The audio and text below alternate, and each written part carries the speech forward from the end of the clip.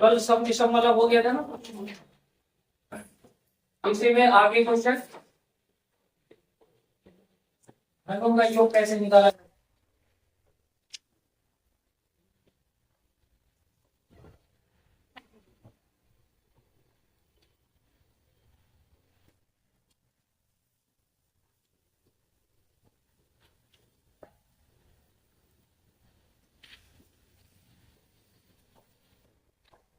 देखिए इसका फॉर्मूला पहले लिख दें। देखिए अगर घनों का योग निकालो, घनों के योग का फॉर्मूला होता है एक का क्यूब, दो का क्यूब प्लस तीन का क्यूब प्लस चार का cube plus dot dot dot plus N का क्यूब। इसका फॉर्मूला बहुत सिंपल है। फॉर्मूला देखिए आपने एक याद किया होगा, 1 + 2 + 3 + 4 प्लस डेट डेट एन। उसका फॉर्मूला होता है एन एन प्लस वन। याद है ना ये वाला formula, N N plus one by two. यही फॉर्मूला लिख के घनों के योग में बस यहाँ पर स्क्वायर कर देना है, तो घनों के योग का फॉर्मूला हो जाएगा। ठीक है जल्दी।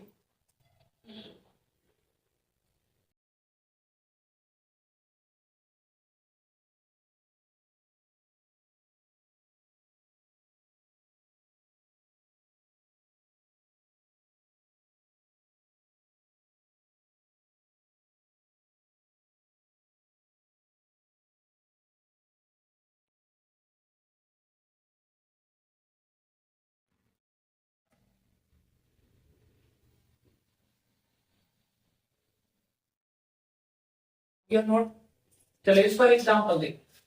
जैसे मान लीजिए क्वेश्चन बना यहाँ पर एक का क्यूब, दो का क्यूब प्लस तीन का क्यूब प्लस फोर का क्यूब प्लस 10 का क्यूब, इसका वैल्यू निकालना है।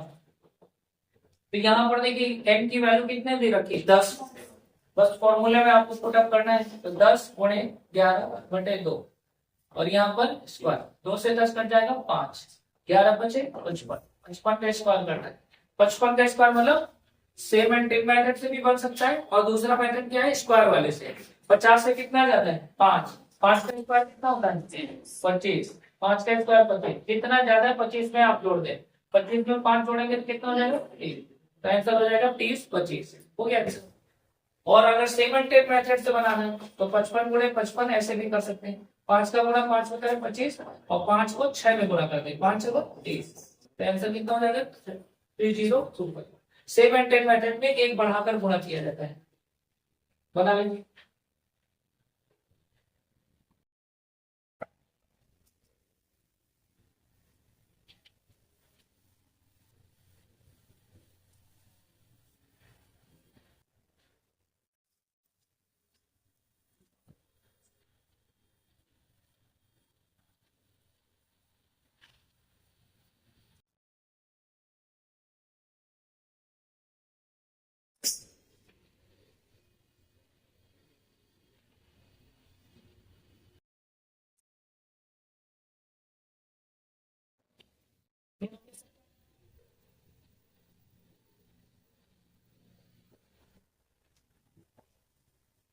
अगला प्रश्न देखिए, इसमें देखिए एक टाइप का एक सवाल और पूछा जाता है। इसमें सवाल देगा ऐसे, सवाल में लिखा होगा कि यदि एक का क्यूब, दो का क्यूब प्लस तीन का क्यूब प्लस चार का क्यूब डैश प्लस 12 का क्यूब बराबर, इसकी वैल्यू आपको दे रखी होगी। इसकी वैल्यू देगा 6084, 6084। वो तो दो का क्यूब, चार का क्यूब, छह का क्यूब, आठ का क्यूब डैश 24 का क्यूब का मान पूछेगा।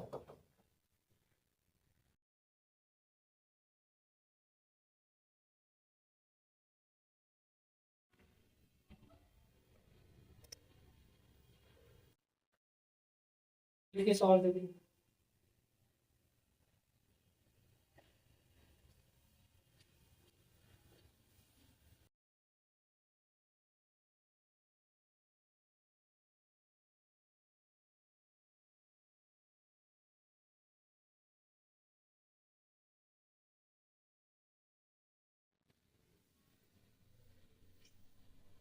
हो गया ना नोट सबका।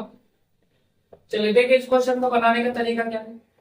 इसमें देखिए आपको एक रिजल्ट आपको दे रखा है, किसका रिजल्ट, ये, तो इसका रिजल्ट क्या होगा, तो आपने यहाँ पर कॉमन कर सकते हो 2 के पावर 3 का, 2 के पावर 3 कॉमन करोगे तो यहाँ पर कितना बचेगा, 1 का क्यूब, 2 का बस भाग देना है, बाकी पावर जैसे वैसे ही लगे रहने देना। 2 का भाग 4 में देंगे तो कितना हो जाएगा, 2 का, 2 का भाग 6 में दीजिए कितना हो जाएगा, 3 का 3, फिर 2 का भाग 8 में देंगे 4 का, plus that and dash plus यहाँ पर 12 का क्यूब। अब देखिए 2 का क्यूब कितना होता है, 8 मल्टीप्लाई, इस पूरे का रिजल्ट जो है कितना दे रखा है, 6084। अब इसे सॉल्व नहीं करना है, आपको केवल वैल्यू लिख देना है। 8 का गुणा कर दें, 8 चौक 32, 8 64, 64 3 67, यहाँ पे हो जाएगा 48, आंसर हो जाएगा 48672 आंसर। बना लें।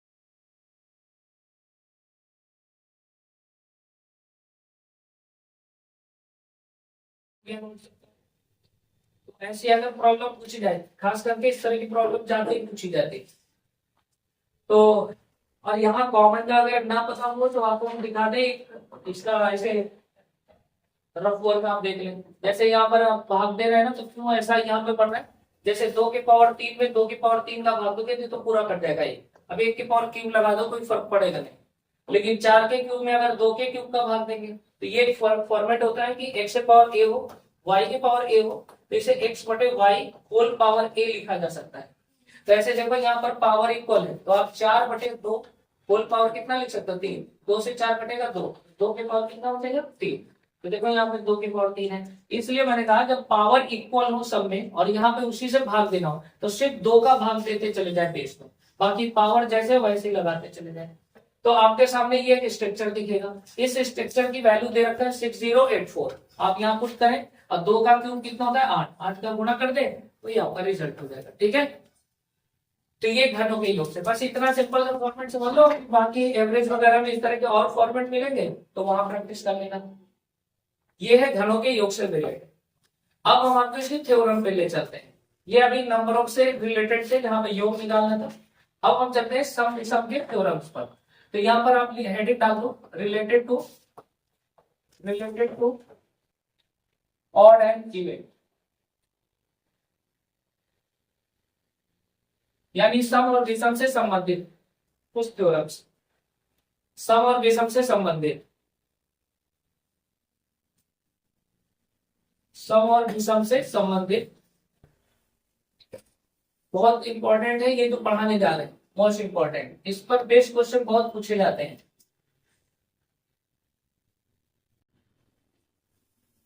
सम और विषम से संबंधित कुछ प्रमेय। तो पहला प्रमेय जो हम लोग पढ़ेंगे वो मल्टीप्लाई से रिलेटेड होगा। तो देखिए पहला जो थ्योरम है, सभी लोग ध्यान दें, अगर हम किसी सब संख्या का गुणा सम संख्या में करते हैं, अब इनके रिजल्ट आप देखें, जैसे सम का गुणा सम से करें, इवन मल्टीप्लाई विद इवन, तो रिजल्ट सदैव क्या मिलेगा, तो आपको याद रखना है कि जब हम सम का गुणा किसी भी सम में करें तो हमेशा रिजल्ट मिलेगा सम। जैसे एग्जांपल में 6 का गुणा अगर हम 8 में करेंगे तो इसका कोई ऐसा रिजल्ट विषम में नहीं बनेगा, क्योंकि दोनों सम है, तो गुणा भी करेंगे तो क्या रिजल्ट मिलेगा सम। जैसे यहाँ पर 8 गुणे 12 करें यहाँ पर, अब ये भी सम ये भी सम, तो रिजल्ट भी कितना मिलेगा, सम ही मिलेगा। तो सम का गुणा सम में करेंगे तो रिजल्ट मिलेगा सम, चाहे कितनी बार भी गुणा करना पड़े।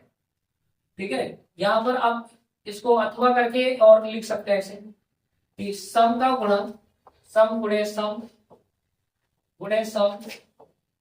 मल्टीप्लाई डैश बराबर, तो भी रिजल्ट कितना मिलेगा, सम ही मिलेगा। अच्छा, ये तो हो गया इनके मल्टीप्लाई से। कभी कभी ये पावर के रूप में आ जाते हैं ऐसे, तो पावर के रूप में आएगा तो 2 प्रकार से आएगा।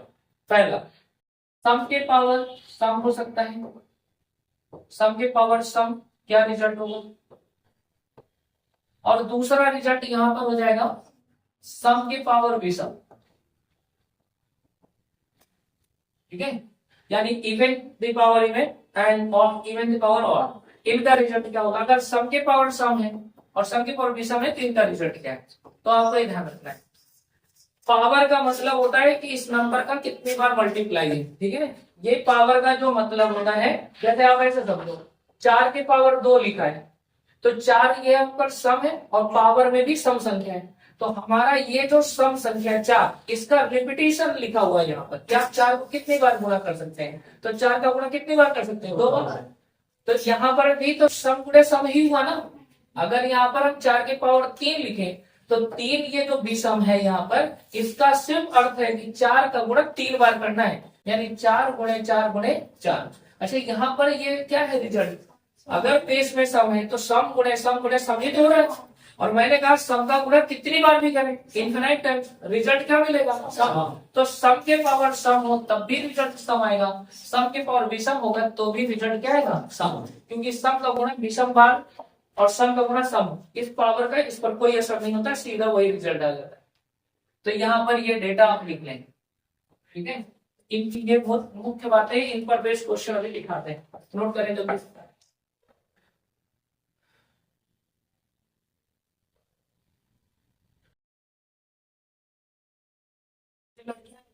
दिया मैंने, हम लोग दिक्कत तो नहीं ना इसमें? ठीक है, तो कोई प्रॉब्लम पूछिएगा।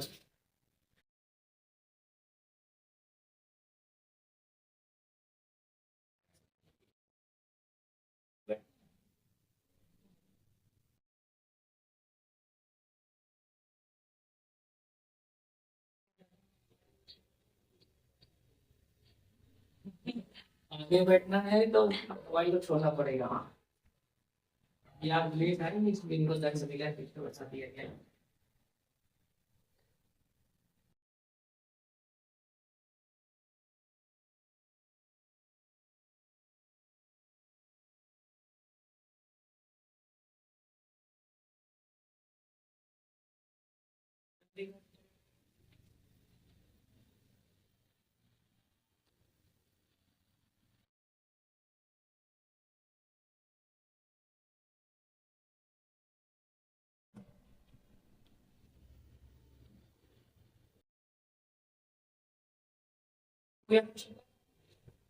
देखिए ये अभी एक थ्योरम होगा सम पर आधारित, ठीक है। तो सम पर आधारित का रिजल्ट जो फाइनल रिजल्ट होगा वो सम ही होगा, इसके पावर का कोई असर नहीं पड़ता है बेस पे। तो अगला देखिए यहाँ पर थ्योरम, सम के बाद आपका विषम यानी और, अगर हम विषम का गुणा विषम में करते हैं, या अथवा अगर हम विषम का गुणा कई बार रिपीट करें, ऐसे विषम गुणे विषम गुणे विषम मल्टीप्लाई दैट एक्स, तो इन सब का रिजल्ट भी विषम ही होगा, विषम गुणे विषम विषम ही होगा, इसमें कभी भी सम नहीं आएगा। तो ये दोनों फॉर्मेट आपको याद रखना है कि विषम का गुणा अगर विषम में करते हैं तो विषम ही मिलेगा। एग्जाम्पल के तौर पर अगर आप चाहो तो एग्जाम्पल भी यहाँ पे लिख सकते हैं, जैसे 7 into 5, छोटे छोटे उदाहरण देखिए, 7 7 5 35, तो देखिए ये दोनों ऑड नंबर है तो रिजल्ट भी आपको ऑड नंबर ही मिल रहा है।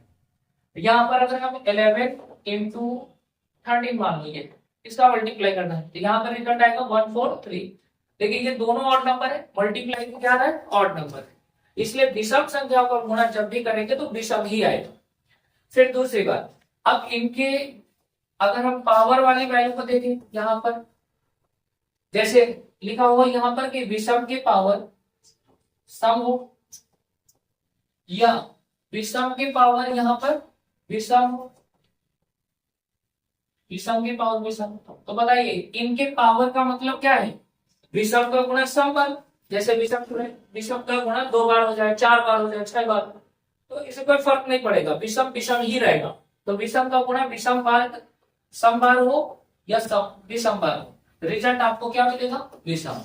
जैसे सम के लिए था कि पावर का कोई असर नहीं है, वैसे यहाँ पर भी पावर का कोई असर नहीं पड़ेगा, जो बेस में है वही रिजल्ट यहाँ पे आएगा। बना लें।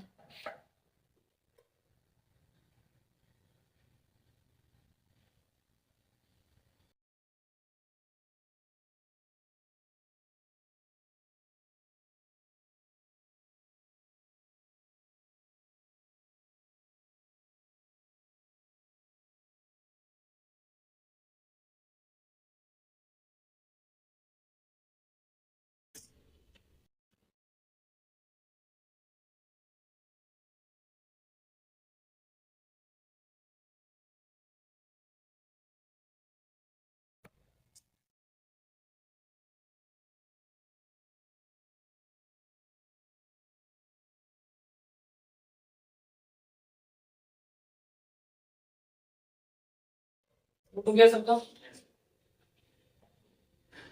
अब एक थ्योरम है सम और विषम का। अभी आपने केवल सम सम का और विषम विषम का देखा है। अब एक थ्योरम देख लो, अगर विषम और सम दोनों, सभी का नोट हो गया ना।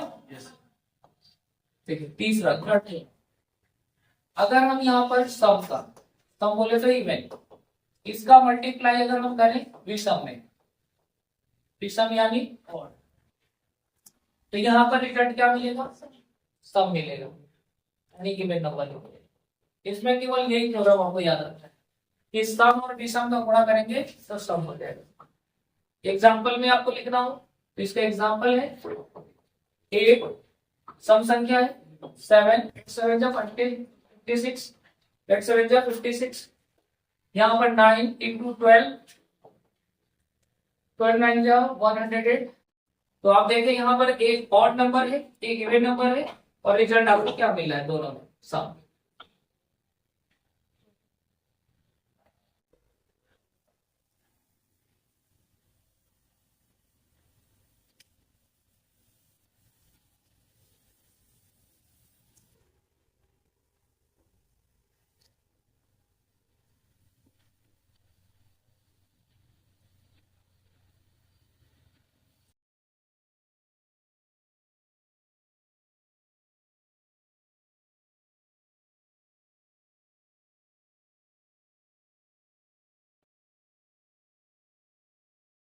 तो क्या सभी का, चलिए आप देखिए ये तो गुणे का नियम हो गया। अब योग का नियम लिख लें, इसी में हेडिंग डालो योग का नियम, सम और विषम के योग का नियम। अच्छा एक बात और ध्यान रखना, जो योग का नियम पढ़ाने जा रहे हैं बिल्कुल योग के नियम जैसा ही अंतर का नियम है, अंतर का नियम अलग से नहीं पढ़ना है आपको, योग का नियम को ही अंतर का नियम समझना है। कहीं पे डिफरेंस लगा हो तो समझ जाना वो एडिशन के रूल से बन जाएगा। तो अगला जो नियम है योग का नियम, रूल ऑफ एडिशन, योग का नियम।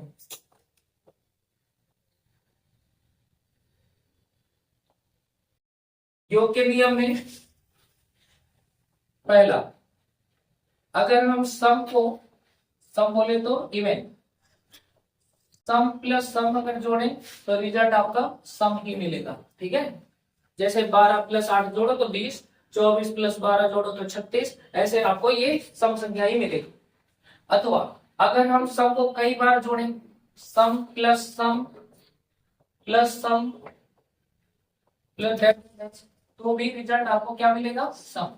यानी इवन आपका, even plus even that so on, तो रिजल्ट आपका इवन ही मिलेगा, ठीक है। इसका अर्थ देखिए, लिखें जल्दी से।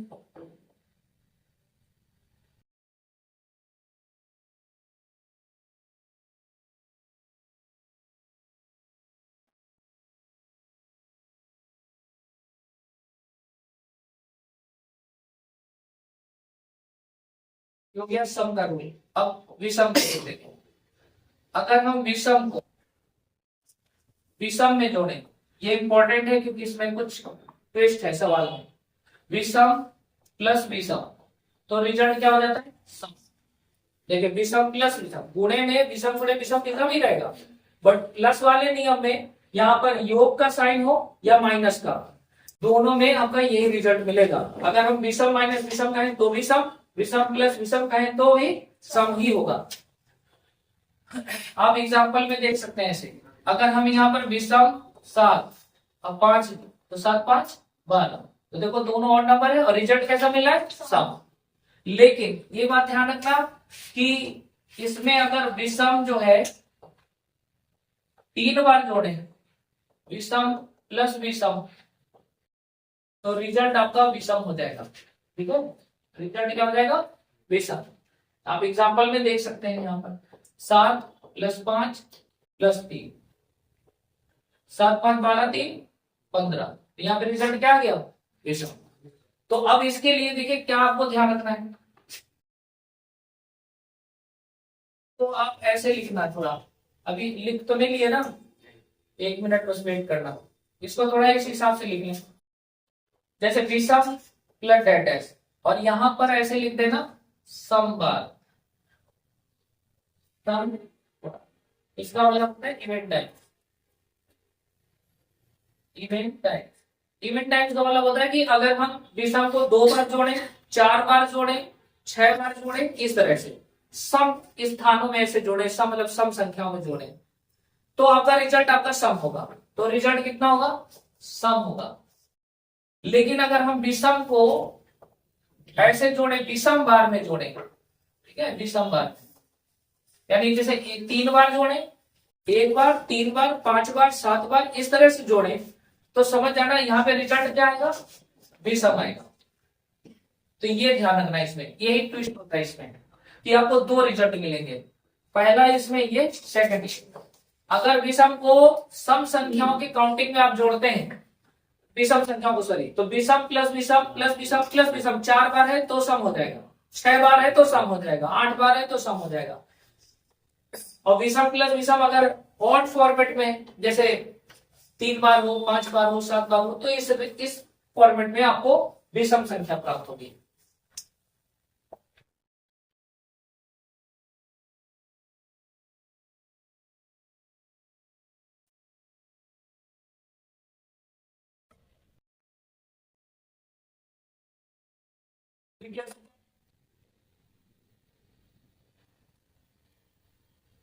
तीसरा नियम, तीसरा नियम इसका लिखें, सम प्लस विषम, सम प्लस विषम, यानी इवन और ऑड को अगर प्लस किया जाए तो क्या रिजल्ट मिलेगा? विषम मिलता है। क्या मिलता है यहाँ पर? विषम। ये भी इंपॉर्टेंट है आपका, जिनमें इंपॉर्टेंट लगा है वो इंपॉर्टेंट कर लेना।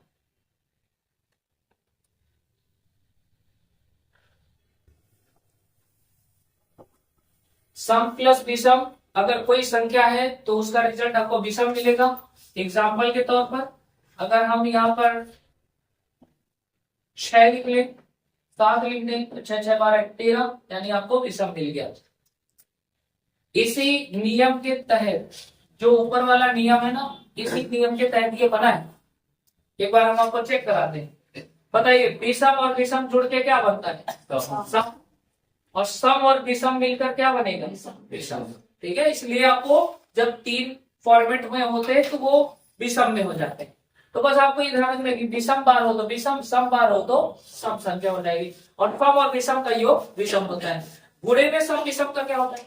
अगर हम सम और विषम का गुणा तब सम मिलेगा। ठीक है, अगर हम गुणा कर देंगे तो वहां पर रिजल्ट बदल जाएगा। तो गुणा का नियम अलग सीखना है, प्लस का नियम अलग सीखना है।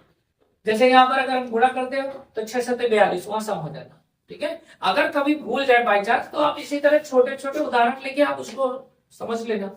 जैसे आप अगर पूरे सम प्लस विषम क्या होता है, नहीं आ रहा है रूल कि विषम होता है, तो आप कोई सम संख्या ले लो 2 और विषम संख्या 3, 2 और 3 जोड़ो तो कितना हुआ? 5, विषम आ गया। एकदम छोटा छोटा उदाहरण ले, और छोटा लेना है तो 2 और 1 ले लो, 2 और 1 कितना हो जाएगा? 3। ठीक है, तो एकदम छोटे छोटे उदाहरण लेकर इनको याद किया जा सकता है। अब यहाँ पे नोट पॉइंट करके लिखे, बढ़िया से नोट पॉइंट करके लिखे। उपरोक्त नियम, उपरोक्त नियम अंतर के लिए भी, अंतर के लिए भी मान्य है। ठीक है, it is allow for the difference rule. ठीक है,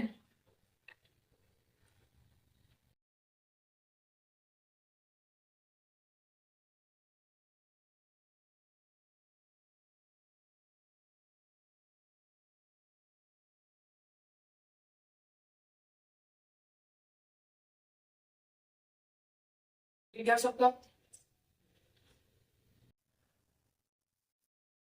चलिए, अब ये वाले हो गए रूल। अब आपको इस पर एक क्वेश्चन दिखाते हैं। क्वेश्चन जो है सिंपल पूछेंगे, थोड़ा उसको देते हैं, हटाएंगे इसको।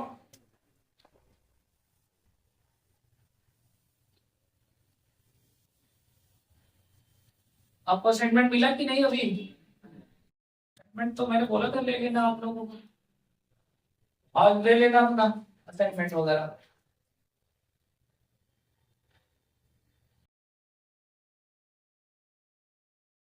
तो असाइनमेंट अभी आप कराने जा रहे हैं, यही असाइनमेंट मिलेगा आपको।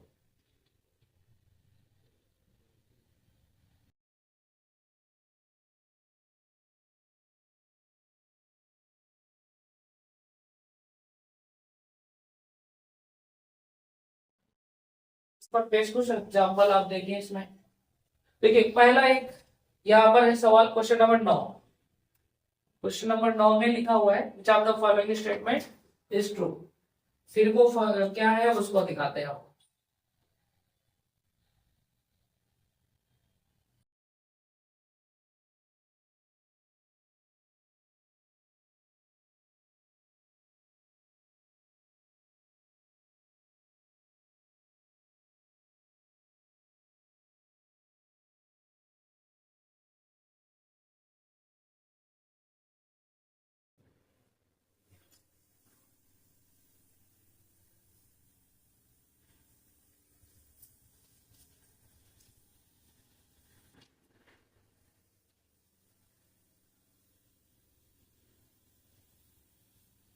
ये सवाल है।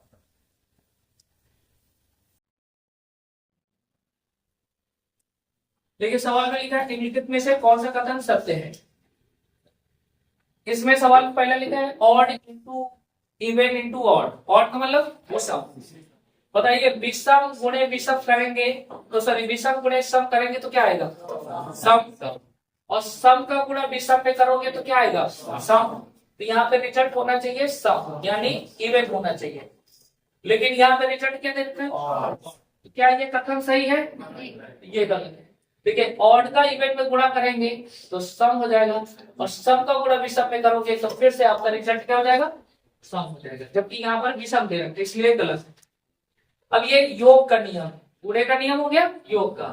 अच्छा विषम प्लस विषम जोड़ते तो क्या हो जाएगा सम। विषम प्लस विषम जोड़ेंगे तो सम हो जाता है और सम प्लस सम जोड़ेंगे तो क्या हो जाएगा सम हो जाएगा। सम में कितनी बार भी सम जोड़ो सम ही होगा। लेकिन यहाँ पे रिजल्ट क्या दे रखा है और इसलिए ये भी कथन गलत है। यहाँ पर ये गलत था यहाँ भी ये सम होना चाहिए था। तो ये वाला कथन भी आपका गलत है। ये गलत बी गलत। सी वाला देखो जहां माइनस लगाओ ना उसको अपने से प्लस कर लिया करो क्योंकि जो माइनस का है वही प्लस का नियम है तो प्लस कर लो ताकि आपको डिस्टर्ब ना हो। विषम और विषम क्या होगा विषम और विषम को हम अगर जोड़ेंगे तो क्या हो जाता है सम। और सम को सम में जोड़ेंगे तो क्या होगा सम हो जाएगा। यहाँ पे लिखा क्या है सम ही है। इसका मतलब ये कथन क्या है सही है।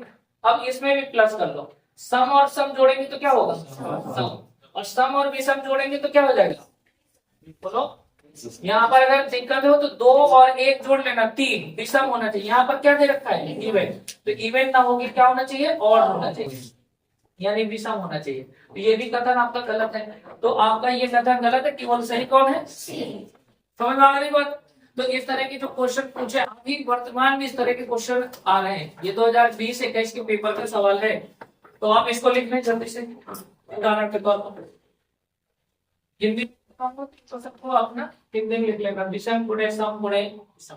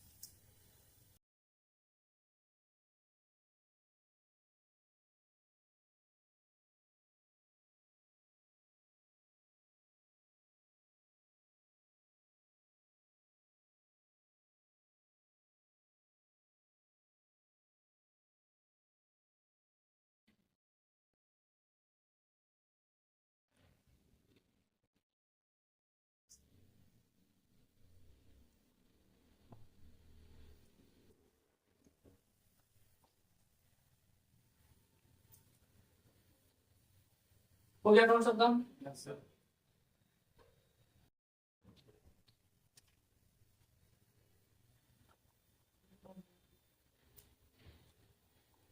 देखिए इस पर बेस्ड और क्वेश्चन आपको दिखा इसमें देखिए यहाँ पर ये जो पॉइंट्स हैं इनको भी आप एक बार क्लियर कर लें।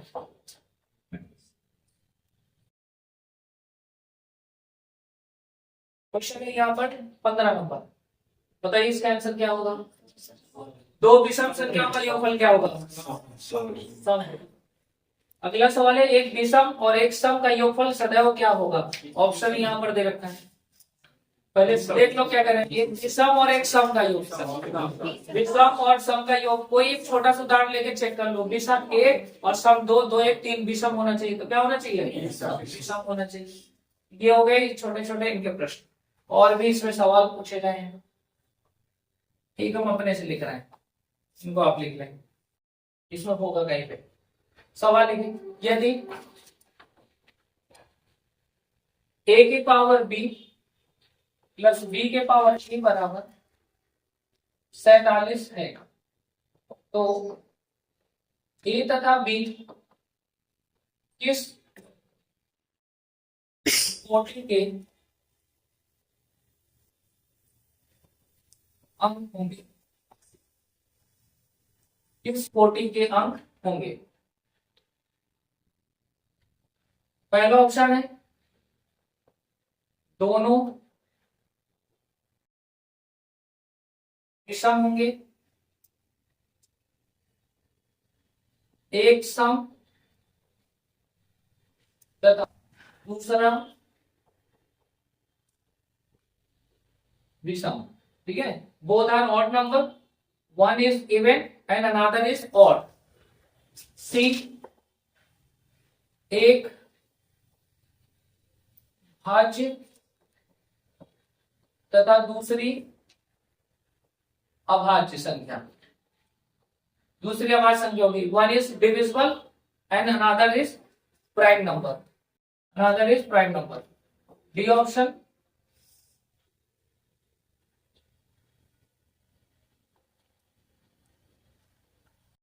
दोनों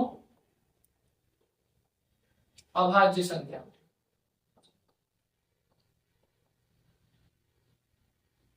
दोनों अभाज्य संख्या, बोथ आर प्राइम नंबर, यानी दोनों नंबर आपके प्राइम नंबर्स होंगे, दोनों अभाज्य संख्या होंगे, या ये इनमें चार ऑप्शन दे रखे हैं। इस तरह के प्रश्न आते हैं।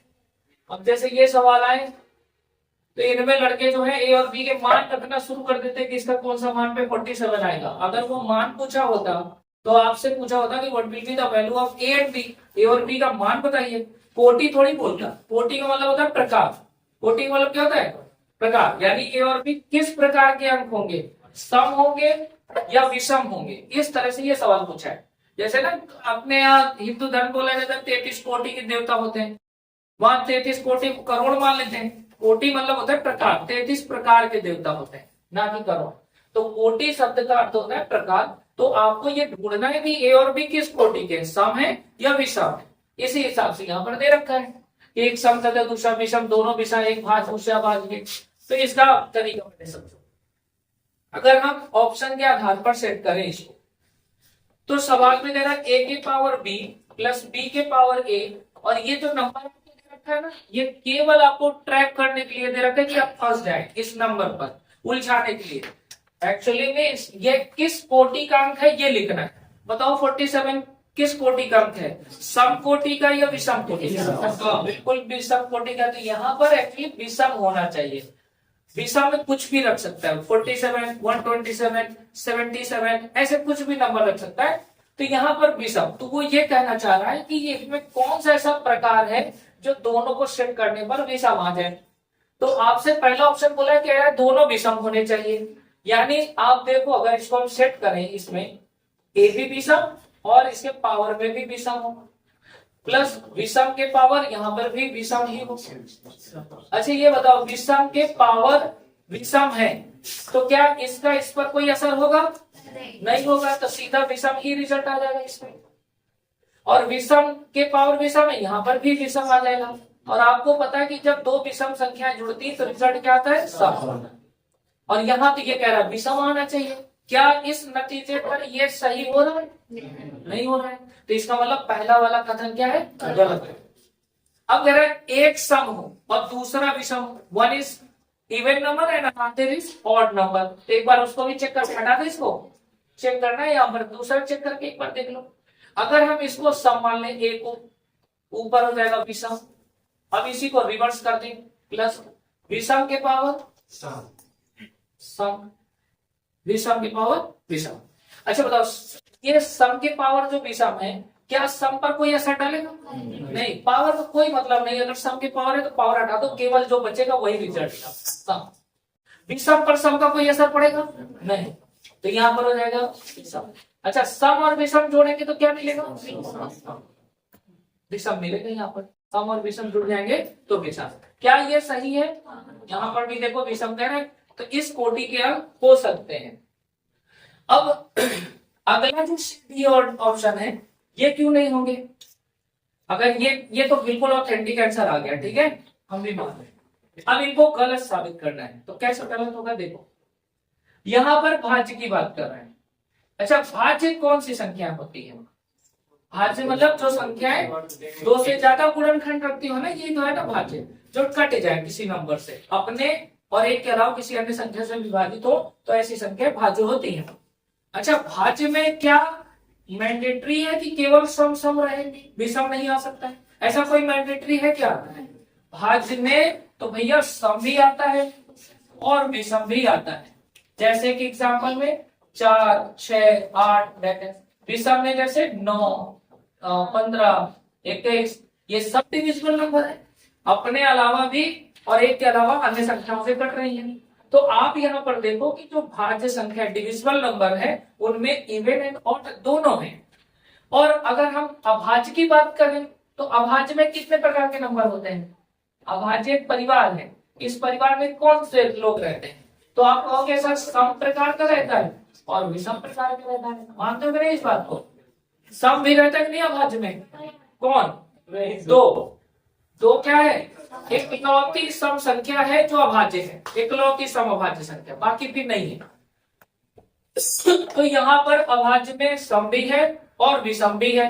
अब कोई लड़का अगर इस ऑप्शन का चयन करता है, तो अगर उसने सम और सम ले लिया, तो सम और सम दोनों सम, तो रिजल्ट तो सम हो जाएगा। तो उसने अगर सम लिया तो सम के आधार पर भी कट जाएगा, अगर दोनों सम सम ले लिया तो कट जाएगा।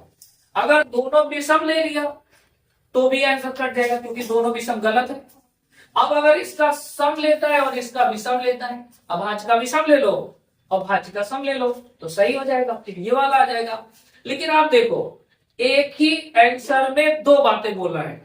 एक आंसर बोला है कि नहीं ये सही नहीं हो सकता है, ये वाला सम और सम लोगे तो गलत हो जाएगा, विषम विषम लोगे तो भी गलत हो जाएगा। और एक जगह जब हम सम विषम उठाते हैं तो सही हो जा रहा है। तो आप एक बार जानो, जो डाउटफुल सिचुएशन होती है, जो ऐसे ऑप्शन जहां पे डाउटफुल हो, 50% सही 50% गलत, वहां पर गलत ही मान लिया जाता है। मैथ में आपको संशय वाली चीजें नहीं रखनी है। अगर कोई डाउटफुल सिचुएशन है तो उसको पूरी तरह से गलत साबित करना है, गलत ही है।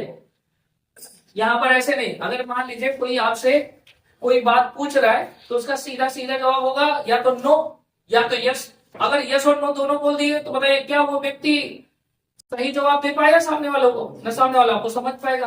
तो ये सवाल जो है एकदम मिसगाइड वाले हैं, तो इनको हटा दो, डाउटफुल वाले आंसर अलाउ नहीं होते।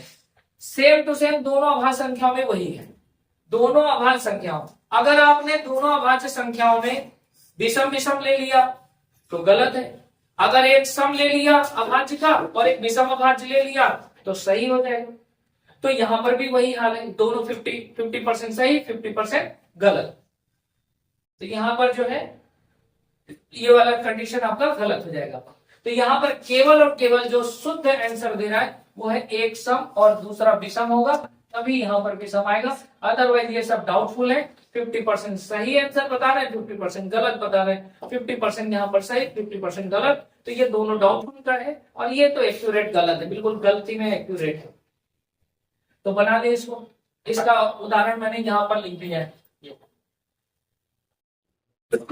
बना ले जल्दी से। ऐसे थ्योरी बेस पर कुछ सवाल आते हैं दो नंबर में।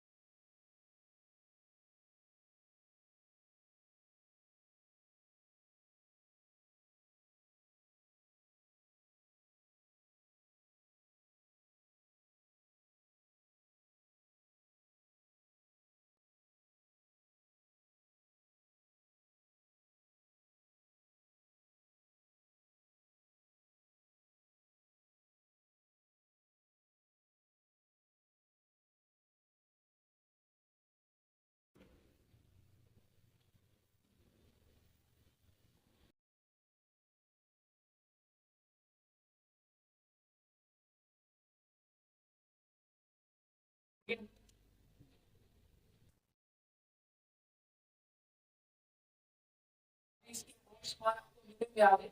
अभी यहाँ तक रखते हैं थ्योरी, कुछ आवाज संख्या पढ़ते हैं, फिर आवाज संख्या के बाद फिर क्वेश्चन यही अभाज्य और इनका मिश्रण।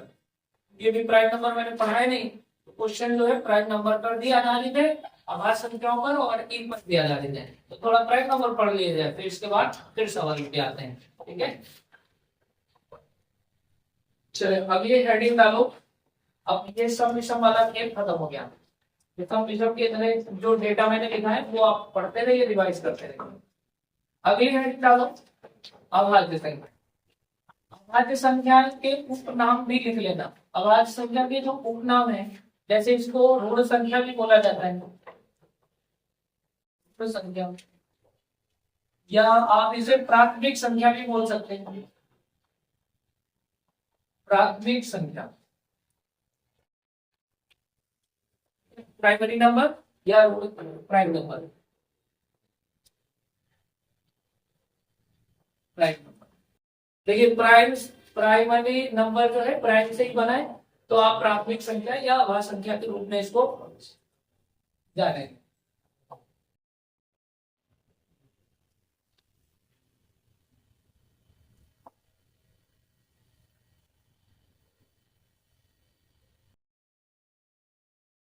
चलिए प्राइम को थोड़ा सा समझते हैं पहले, अभाज्य और ऋण संख्या। प्राइम शब्द जो है ना बड़ा खास नंबर होता है यार। ये प्राइम शब्द जो है ऐसा वर्ड होता है जिसके साथ जुड़ जाए वो सबसे अलग हो जाता है, बिल्कुल। ठीक है, अब ये निगेटिव में भी यूज होता है, पॉजिटिव में भी यूज होता है। जैसे अगर कह दिया जाए कि, जैसे आप ऐसे समझो, छोटा सा उदाहरण जो आप लोग हमेशा सुनते रहते हैं, जैसे आप देखे होंगे मिनिस्टर, जैसे नाम सुना है ना मिनिस्टर का। मिनिस्टर मतलब मुख्यमंत्री, सॉरी मिनिस्टर मतलब मंत्री, मिनिस्टर मतलब मंत्री। ये सिंपल होते हैं। जैसे विधायक चुने गए, विधायक को कोई मंत्रालय दे दिया गया, तो जो मंत्रालय में कार्य करे वो मंत्री हो जाता है। जो मंत्रालय से बाहर काम करे गांव घर में, तो वो विधायक रहते हैं नॉर्मल। ऐसे एमपी भी होते हैं जो मेंबर ऑफ पार्लियामेंट होते हैं। अगर वो ऐसे लोकल एरिया में काम कर रहे हैं तो वो सांसद। अगर सांसद मंत्रालय में जाके कैबिनेट बात कर रहे हैं तो कैबिनेट मिनिस्टर या मिनिस्टर हो जाते हैं। तो ये जैसे मिनिस्टर है, अब मिनिस्टर में अगर चीफ शब्द जुड़ जाए, चीफ शब्द, तो क्या हो जाता है चीफ मिनिस्टर। तो वो चीफ शब्द पूरे राज्य का इकलौता बना देता है। और इसी मिनिस्टर के साथ प्राइम शब्द जुड़ जाए तो पूरे भारतवर्ष का एक हो जाता है। हो जाता है ना। कितने भारत में प्राइम मिनिस्टर है अपने अभी वर्तमान में, कितने प्रधानमंत्री हैं? एक ही है ना। ऐसा नहीं कि दो चार हो, बिहार के प्रधानमंत्री अलग हो, भारत के अलग हो। तो प्राइम शब्द जुड़ने से देखिए पूरे भारतवर्ष के मंत्रियों से अलग कर दिया, बिल्कुल डिफरेंट हो। प्राइम लुक अगर कह दिया जाए, चलिए यार उसका बड़ा प्राइम लुक है। प्राइम का मतलब है कि 1000 आदमी है तो 1000 में वो इकलौता है जिसका लुक सबसे अलग है। प्राइम लुक, प्राइम का मतलब सबसे अलग हो गया। प्राइम शब्द यूज ही इसलिए किया जाता है, सबसे डिफरेंट। जैसे अगर कोई कहीं मर्डर हो गया हो और 10 संदिग्ध के हालत में है, पुलिस 10 पर शक कर रहा है, तो उसमें पुलिस क्या करती है, 10 के सामने फोटो लगाता है या नाम लिखता है, बोलेगा ये थोड़ा कम सस्पेक्टेड है, ये कम सब है, लेकिन this one is a prime suspected, यानी कि ये सबसे अलग है। प्राइम सस्पेक्ट का मतलब हुआ सबसे मुख्य, सब पे जो मुख्य किरदार हो। जैसे अभी आपने देखा होगा राजा रघुवंशी सोनम रघुवंशी वाला हाल देखे थे कि नहीं, सुना समाचार भैया? दोनों की शादियां हुई और हनीमून पे कहा गए, असम, असम साइड में। अब वहां जाके फेंक दी, पहाड़ से ढकेल के मार दी, काम खत्म। राजा रघुवंशी का एमपी ग्वालियर, नाम सुना ही नहीं। बाद में पता चला कि इनकी खिचड़ी किसी और के साथ पकड़ी थी, वो बेचारा अलग पक गया। तो उसमें पुलिस वालों ने क्या किया, वहां असम की पुलिस ने, कि पहले सबको एक लाइन से खड़ा किया, जो गाइड करते हैं उनको एक लाइन पे खड़ा किया, जहां पे वो स्कूटी किराए पे ली वो उसको खड़ा किए सबको। इसके बाद राजा रघुवंशी के परिवार को थोड़े बहुत उठाए, मतलब नाम उनका लिखे। फिर सोनम रघुवंशी, सोनम जो उसकी वाइफ थी उसके, फिर और देखे तो बोले यार इतना, मतलब पति की तो मिल गई डेड बॉडी, पत्नी की डेड बॉडी कहाँ है, वो ढूंढ रहे थे। अच्छा प्राइम सस्पेक्ट में वो डाल चुके थे कि पत्नी की नहीं डेड बॉडी मिल रही, कहीं इसमें खिलाड़ी पत्नी तो नहीं है। मतलब खिलाड़ी मतलब, तो वो प्राइम सस्पेक्ट हो गया, मतलब एक मुख्य किरदार में। बाकी लगा दी पूरे घोड़े उसके पीछे, सोनम के साथ पीछे, पकड़ में आ गई।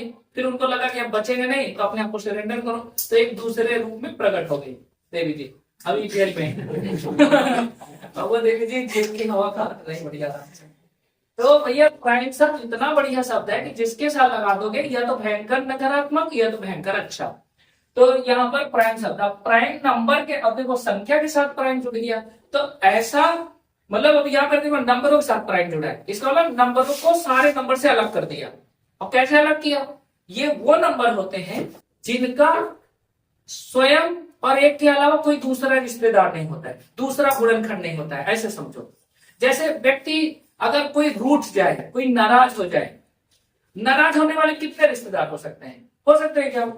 नाराज का मतलब ही व्यक्ति दुनियादारी छोड़ के अपना अलग बैठा है। या कोई संत हो जाए, सन्यासी हो जाए, वो भी बिल्कुल कंदरा में चला गया, पूजा पाठ करने लगा, उसका भी कोई रिश्तेदार नहीं, तो उस समाज से रूठ गया, चला गया अपना। कई बार धोखा मिल जाता है तो साधु बन के भाई चले गए वहां पे, कोई नहीं हमारा, सब धोखा धोखा है, तो भगवान को वो अपना आराध्य मान गया, वहां पे लग जाता है। हाँ भाई, तो ऐसे समझो कि संख्या के साथ जब अभाज्य लग जाता है तो संख्याओं को विरक्ति कर देता है। विरक्ति मतलब अन्य नंबरों से हटा देता है। और यहाँ पर केवल वो नंबर होगा और एक होगा, एक मतलब ईश्वर और एक स्वयं, इसके अलावा कोई तीसरा नहीं होगा। तो हम लोग परिभाषा बना देते हैं कि ऐसी संख्या जो अपने आप से कट जाए और एक से कटे, अन्य किसी संख्या से न कटे, वो अभाज्य संख्या कहलाती है। That number which is divisible by itself eight one, it's called even prime number, it's called prime number. या हम अपनी दूसरी भाषा में कह सकते हैं कि ऐसे नंबर जिनके सिर्फ और सिर्फ दो गुणनखंड हो। सुनना भैया हमारी बात, ऐसे नंबर जिनके सिर्फ और सिर्फ दो गुणनखंड, number which is having only two factor is called prime number। यानी ऐसी संख्या जिनके सिर्फ दो गुणनखंड। जो बात बोल रहे हैं यही रेलवे में पूछा गया था कि अभाज्य संख्याएं होती हैं, ऑप्शन में था जिसका एक गुणनखंड हो, जिसके दो गुणनखंड हो, जिसके तीन गुणनखंड हो, जिसके तीन से ज्यादा हो, ठीक है, या दो से ज्यादा हो। तो इसमें कौन सा आंसर सही होगा? जिसके दो गुणनखंड। ठीक है, तो अब डेफिनेशन लिखो इसकी बढ़िया से। लेकिन ऐसी संख्याएं, ऐसी संख्याएं जो, ऐसी संख्याएं नहीं जिनके, ऐसी संख्याएं जिनके सिर्फ और सिर्फ दो गुणनखंड हो, ऐसी संख्याएं जिनके सिर्फ और सिर्फ दो गुणनखंड हो, दो गुणनखंड हो, अर्थात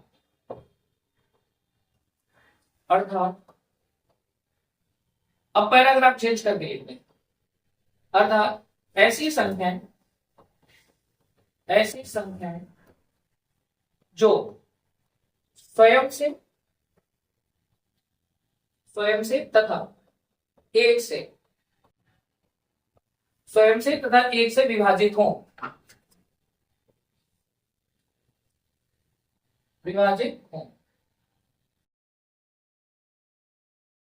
क्लोज कर देगा, अभाज्य संख्याएं कहलाती हैं। अभाज्य संख्याएं कहलाती हैं।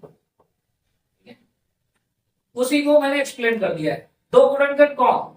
एक स्वयं और एक, इसके अलावा कोई ना हो। तो मैंने उसी को एक्सप्लेन करके आपको लिखा दिया कि ऐसी संख्याएं जो स्वयं से और एक से विभाजित हो, अन्य किसी संख्या से विभाजित न हो, तो अभाज्य संख्याएं कहलाती हैं। ठीक है, और दो गुणनखंड है उसको भी अंडरलाइन कर लेना या इन्वर्टेड कॉमा में कर लेना। ऐसी संख्या जिनके दो गुणनखंड है, तो दो गुणनखंड को ब्रैकेट में लिख देना। ऐसे दो गुणनखंड हमने लिखा है ना, तो आप दो गुणनखंड को ऐसे इन्वर्टेड कॉमा कर लेना, ताकि जो क्वेश्चन पूछा जाता है उसको आप हैंडल कर सकते। इसके उदाहरण लिखिए। उदाहरण पहला, जैसे उदाहरण के तौर पर 2 3 5, 2 3 4 लिख लो, 2 3 4 5 पैकेट्स। अब आप इनको देखें, यहाँ पर एग्जाम्पल के तौर पर जो जो अभाज्य नंबर है उनको आप टिक कर लेना और जो नहीं उनको काट देना। जैसे 2 के कितने गुणनखंड है? 1 और 2, 1 को भी शामिल कर लेना। 1 के कितने गुणनखंड है भाई? 1 ही गुणनखंड है, तो क्या एक अभाज्य संख्या है? नहीं। 2 के कितने गुणनखंड है? 2, ये है। 3 के कितने गुणनखंड होंगे? 1 और 3, ये भी आपका है। 4 के कितने? 1 2 और 4, 2 से ज्यादा हो गया ना, तो ये वाला आपका अभाज्य नहीं होगा। 5 में 1 है और 5 है, तो ये भी होगा। तो एग्जाम्पल लिख लेना, गलत भी लिखना सही भी लिखना। गलत मतलब ये क्रॉस वाला कि ये नहीं है। क्यों नहीं है ये आप खुद विचार करें, इसके कितने गुणनखंड है। 4 क्यों नहीं है, क्योंकि इसके 2 से ज्यादा गुणनखंड। More than 2 factor is not a prime number, ठीक है। More than 2 factor is called a composite number. तो हम अभी आगे डिस्कस करेंगे।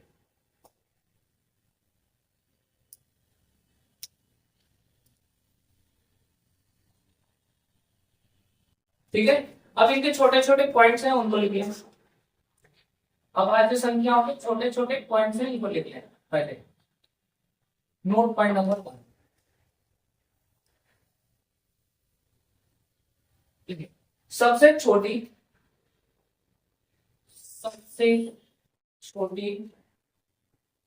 एक अंक की सबसे छोटी एक अंक की अभाज्य संख्या, 1 digit smallest prime number will be क्या होगी, 2। इसको सम अभाज्य भी बोला जाता है, तो नीचे में ऐसे लिख देना, इसे सम अभाज्य के नाम से भी जाना जाता है, सम अभाज्य संख्या। ठीक है, तो चाहे आप इसे इवेंट प्राइम नंबर बोले या सिंपल प्राइम नंबर बोले, इसका आंसर होगा 2। दूसरा प्रश्न, 2 अंक की सबसे छोटी अभाज्य संख्या बताइए क्या होगी।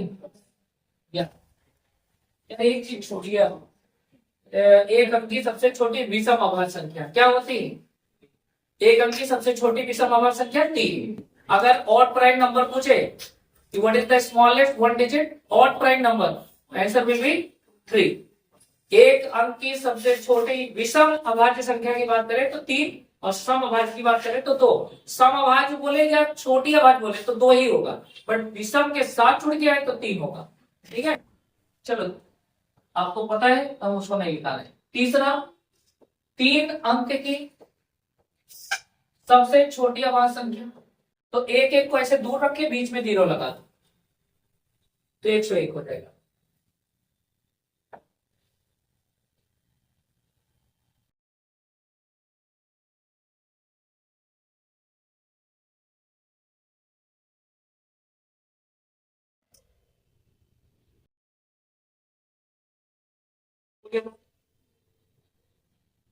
बहुत इंपॉर्टेंट पॉइंट्स हैं, सब याद रखना। ये छोटे छोटे पॉइंट अति लघु प्रश्न में आ जाते हैं, इनको मिस मत करना। अब देखिए, अब हम लोग यहाँ पर लिखेंगे एक अंक की, यहाँ पर सबसे छोटी की जगह हटा देना है, एक अंक की सबसे बड़ी अभाज्य संख्या, इसको हटा दो।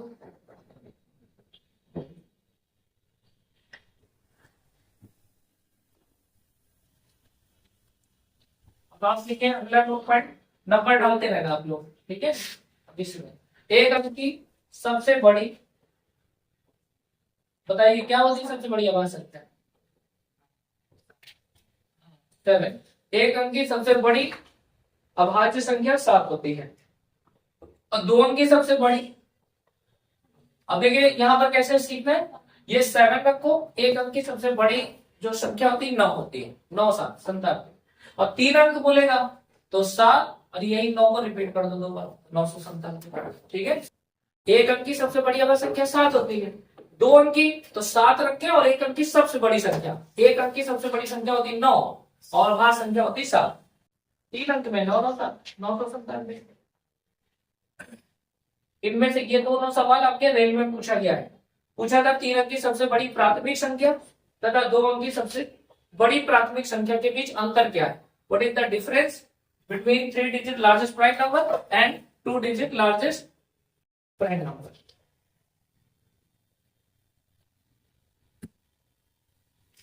हो गया सभी लोगों। अब इसमें एक और प्रश्न लास्ट, अगर पूछा जाए कि सबसे बड़ी अभाज्य संख्या क्या होती है, सबसे बड़ी अभाज्य संख्या बोल कर बता सकते हो, सबसे बड़ी अभाज्य संख्या लार्जेस्ट प्राइम नंबर, क्या होती है largest prime number? What is the largest prime number? तो आंसर होगा ज्ञात नहीं किया जा सकता है, ज्ञात नहीं किया जा सकता, ये पूछा जा चुका है, ज्ञात नहीं किया जा सकता है, ठीक है, कैन नॉट बी डिटरमाइंड।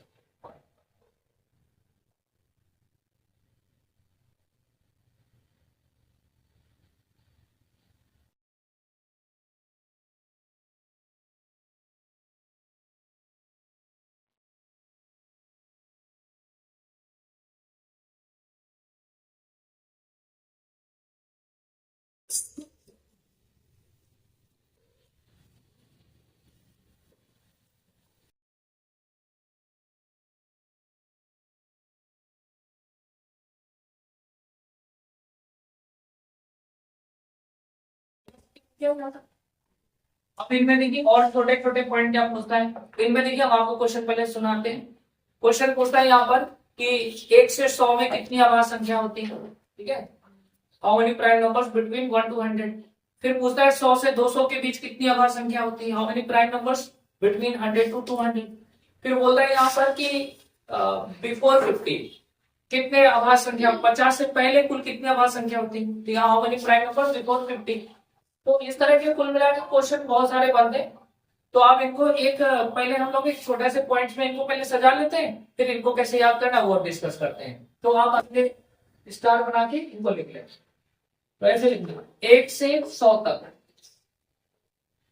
में, 1 से 100 तक में कुल अभाज्य संख्या, कुल अभाज्य संख्या।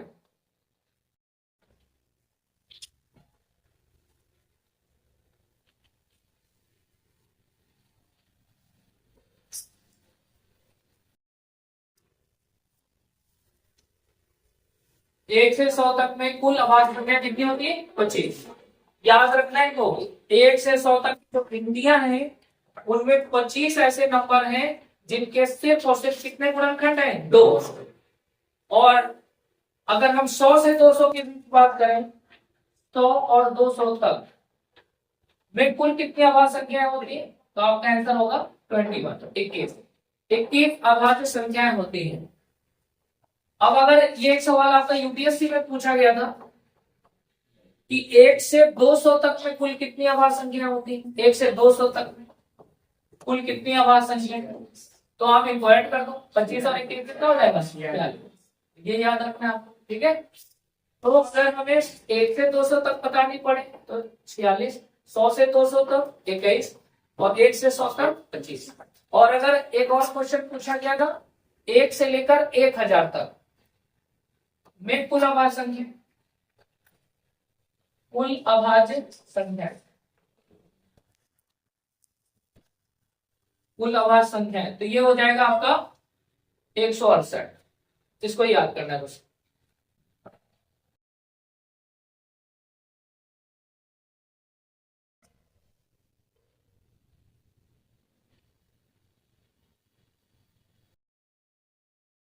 पॉइंट लिखा है to the point for the examination, ठीक है, एग्जाम के बिल्कुल नजर से इनको लिखाया गया और इनमें कुछ पूछे गए, कुछ ऐसे रिपीट होंगे, आते लोगों के लिए सबसे बेस्ट है।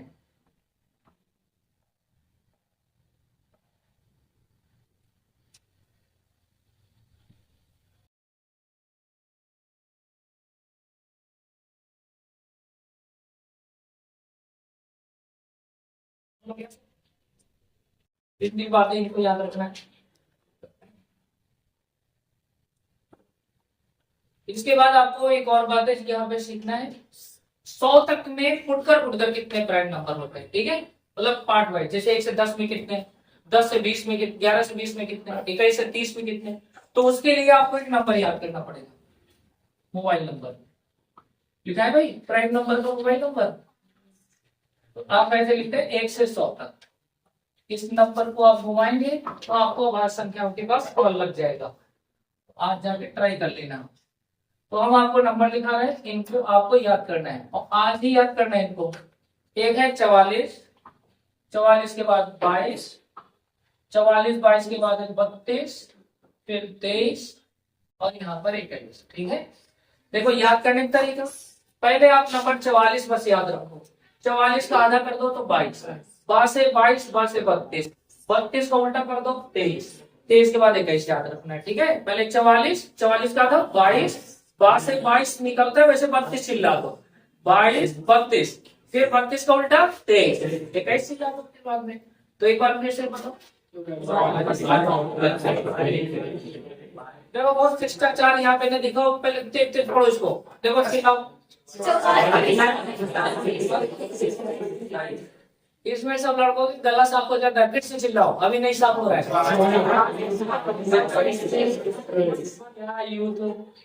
इसीलिए तो सब दूसरे देश हावी हो रहे हैं हम लोगों पे, कह रहे हैं यहाँ युवा कम बूढ़े ज्यादा हो रहे हैं। एक बार फिर से पूरा साउंड लाउडली। अच्छा, अब की बार फिर से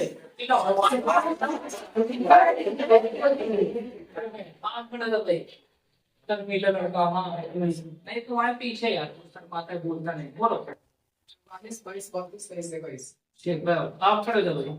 हाँ 44 22 32 23। आप खड़े हो जाओ। हाँ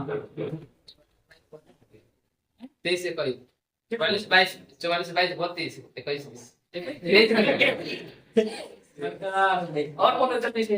44 22, 44 22 32 21। कहते चिल्लाओ, तुम चिल्ला नहीं रहते, फिर से एक बार बोलो एकदम 44 22 32।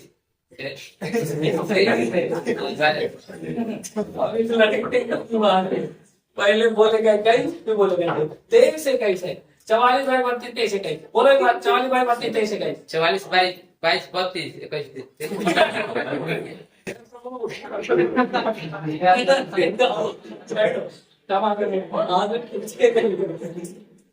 इतना गलती कर रहे हो ना, इतना बोलने के बाद, इसीलिए जब बुलवाए करे तो बोला करो, ये तुम्हारा दोष नहीं है, मोबाइल का दोष है। तो बैठे बैठे घंटों रील देखते हो, बोलते तो हो नहीं, तड़तड़ बोलो, खड़े कर दी भैया, एक सांस बोलो जल्दी। 44 22 32 23 21। हाँ, एक मिनट आप खड़े कर दी भैया, 44 22 32 23 21। ऐसे तो लगता है बीच वाले फोटो के ना सब लोग 44 बाई 32 23।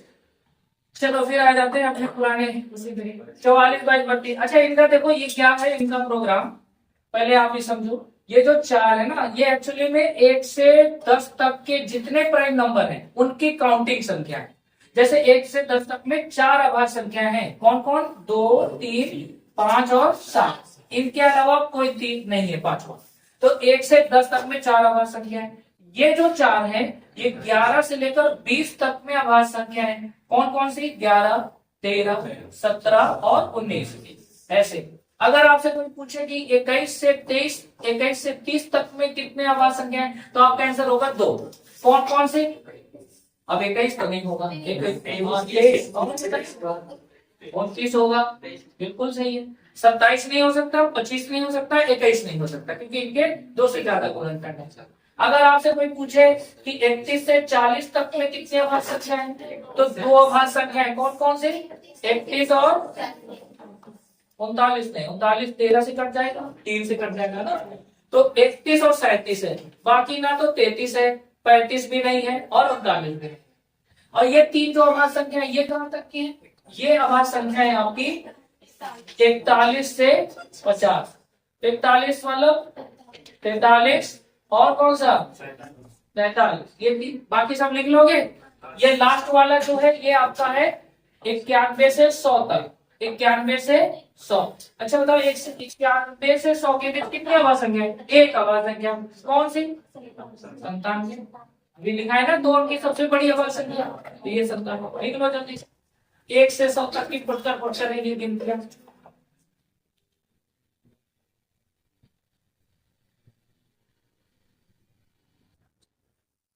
थोड़ा दूर दूर लिखिएगा ताकि आप बढ़िया से लिख सकें, और थोड़ा ऊपर नीचे करके लिखोगे ना तो सारी वैल्यू आ जाएगी।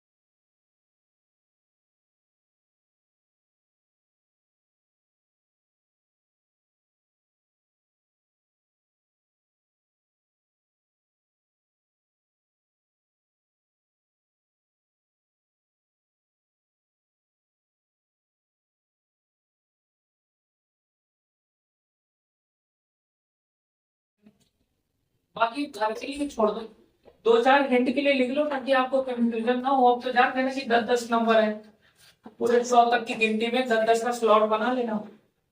चले अब इनमें क्वेश्चन किस तरह पूछे जाते हैं वो देख लो। पहला क्वेश्चन, ये पहला क्वेश्चन जो है बीपीएससी में भी पूछा गया है, बीपीएससी 2023, और आपके एसएससी में भी ये क्वेश्चन पूछे गए, एसएससी बीपीएससी 2023 में। सवाल में ये था कि 50 से पहले कुल कितनी अभाज्य संख्या है, कुल कितनी अभाज्य संख्या है, the number of prime numbers before 50।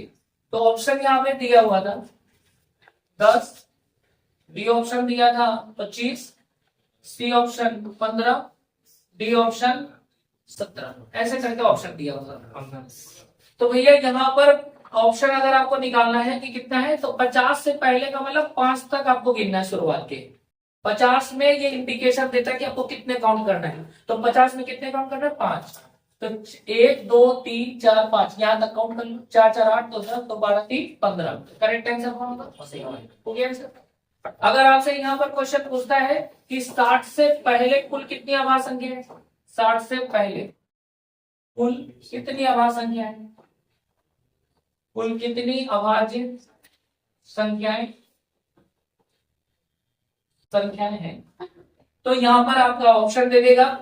पहला ऑप्शन दे दिया मान लो 25, बी ऑप्शन दे दिया यहाँ पर 21, सी ऑप्शन दे दिया 17, डी ऑप्शन दे दिया यहाँ पर 15। बताइए कितना होगा, 17 हो जाएगा यहाँ पर। अब यहाँ पर 60 का मतलब है आपको कितने काउंट करना है, 6। तो 6 गिन लो, 1 2 3 4 5 6, 4 4 8 8 2 10 तो 12 3 15 2 17। करेक्ट आंसर हो जाएगा।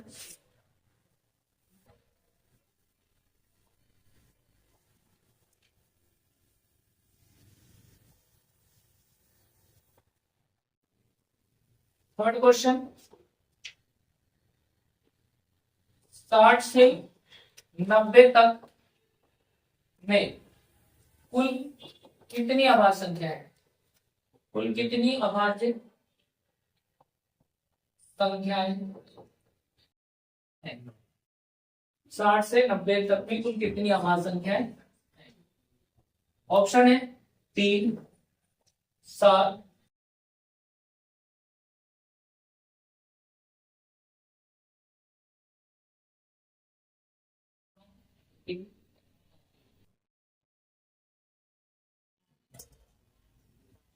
कितना, देखो 60 से 90 यानी 60 के बाद 61 से, तो 60 तक कौन कौन है, 1 2 3 4 5 6, ये 60 तक हो गया। क्या आंसर, अब इधर से जोड़ लेंगे, तो 3 2 5 2 7। करेक्ट आंसर कौन हो जाएगा, बी।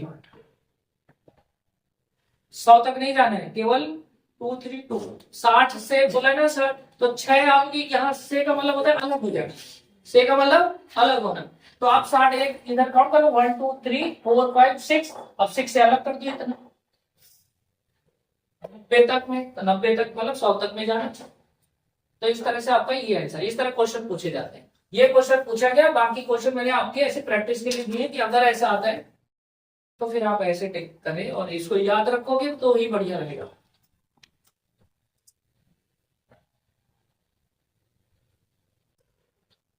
आज के लिए इतना ही रखते हैं। अभाज्य संख्या के मोस्टली आप क्वेश्चन देख लिए। अब कल तो आपका दूसरा क्लास होगा रीजनिंग का, है। तो अगली क्लास में हम आपको और इससे बेहतर चीजें इसमें दिखाएंगे कि कौन कौन सी चीजें और पूछी जाती है। ठीक है।